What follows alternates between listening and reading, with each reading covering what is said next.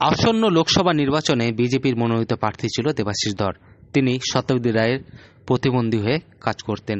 তবে 2022 সালে দেবাশিস ধরের বিরুদ্ধে আয় বহির্ভূত সম্পত্তির অভিযোগ ওঠে, যার তদন্ত শুরু করে রাজ্য পুলিশের সিআইডি। দেবাশিস ধরের বাড়িসহ বিভিন্ন ডেরায় হানা দেয় তদন্তকারী অফিসারেরা। এখনও সেই মর্মে 2টি মামলা চলছে। সেই মামলার জন্য রাজ্য সরকারের কাছে ক্লিয়ারেন্স না পাওয়ায় দেবাশিস ধরের মনোনয়নপত্র গ্রহণ করল না নির্বাচন কমিশন। নমিনেশন ক্যান্সেল সংক্রান্ত যে সমস্ত খবর বাজারে চলছে সেইগুলোকে ক্ল্যারিফাই করার জন্য আজকে আমি আপনাদের সামনে কতগুলো তথ্য তুলে ধরতে চাই। প্রথম কথা হচ্ছে, দেবাশিস বাবুর রেজিগনেশন ভারত সরকারের মহামহিম রাষ্ট্রপতি দ্বারা অ্যাকসেপ্টেড, এবং সেটা হওয়ার পর স্টেট গভর্নমেন্ট ওনাকে রিলিজ করেন। স্টেটের যদি কোনো ডিউ থাকে তাহলে কখনোই স্টেট ওনাকে রিলিজ করতে পারতেন না, লিখে দিয়েছে। এবং সেটা ওনাকে যে রিলিজ অর্ডার সেখানে স্পেসিফিক্যালি বলা ছিল, এবং যখন সেন্ট্রাল থেকে ওনার স্টেট গভর্নমেন্টকে জানানো হয় রিগার্ডিং ওনার রেজিগনেশন, সেন্ট্রাল গভর্নমেন্ট স্টেট গভর্নমেন্টকে রিকোয়েস্ট করেছিল two immediately settle the dues. সেটার পরে স্টেট গভর্নমেন্ট ওনাকে রিলিজ করে উইদাউট এনি সেটেলমেন্ট। তার মানে এটা ধরে নেওয়া যায় যে স্টেট গভর্নমেন্টের কাছে কোনো রকম কোনো পাওনা কিছু ছিল না। দ্বিতীয়, আপনার প্রার্থী পদ বহাল থাকবে বলে আপনি কি আশা রাখছেন? সেটা আদালতের রায়ের উপর ডিপেন্ড করবে। যেটা হবে সেটা জীবন, তো সব কিছু মেনে নেওয়ার নামই জীবন। যদি না হয় বর্তমান লোকসভা নির্বাচনে আপনার ভূমিকা কি? দল যে দায়িত্ব দেবে সেটাই পালন করব। লোকসভা নির্বাচনের পর রাজনীতিতে আপনার ভূমিকা কি হবে? দেখুন, আমি প্রশাসনিক পদ থেকে তো রাজনীতিতে এসেছিলাম।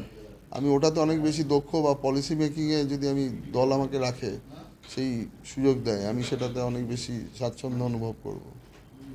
এতদিন ধরে কড়া রোদে প্রচার করলেন, দেবতনু ভট্টাচার্য প্রার্থী হলো, আপনি কি তার হয়ে বীরভূমে প্রচার করবেন?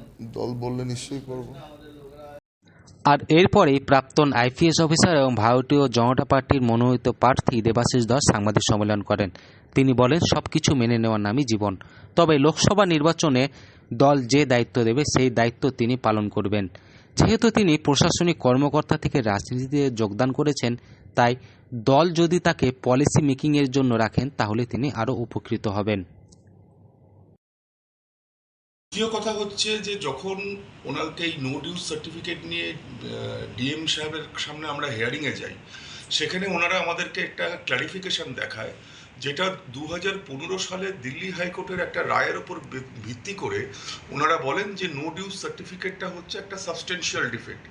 যদিও আমরা ওনাদেরকে এই হিয়ারিংয়ের সময় দেখিয়েছিলাম যে গত 10ই এপ্রিল সুপ্রিম কোর্ট, এই 2024 সালের 10ই এপ্রিল সুপ্রিম কোর্ট স্পেসিফিক্যালি বলে দিয়েছে যে নো ডিউজ সার্টিফিকেট কোনো রকম কোনো সাবস্টেনশিয়াল ডিফেক্ট হতে পারে না। কিন্তু আমাদের যে রিটার্নিং অফিসার, ওনারা এটা অলরেডি প্রি ডিটারমাইন্ড ছিলেন। আমাদের যে সমস্ত দলিল দস্তাবেজ এবং আদালতের রায় আমরা ওনাদেরকে দেখাই, তার কোনো রকম কোনো হুইসপার আমরা অর্ডারে পাইনি। সুতরাং মুখ হয়ে উঠেছিলেন আপনি, সেক্ষেত্রে দেবতনু ভট্টাচার্য প্রার্থী হয়েছে, জয়ের ব্যাপারে কি বলবেন? মোদিজি আমাদের মুখ, প্রধানমন্ত্রীজিকে দেখেই ভোট হয়, এবং তার যে কার্যকলাপ গত 10 বছরে মানুষ বিশেষভাবে উপকৃত এবং দেশকে ওই জায়গায় নিয়ে গেছেন। আর একটা সিম্বল দেখেই ভোট হয়, এখানে ব্যক্তির কোনো ভূমিকা। বীরভূম থেকে সৌভিক রায় রিপোর্ট, লোকাল 18 বাংলা।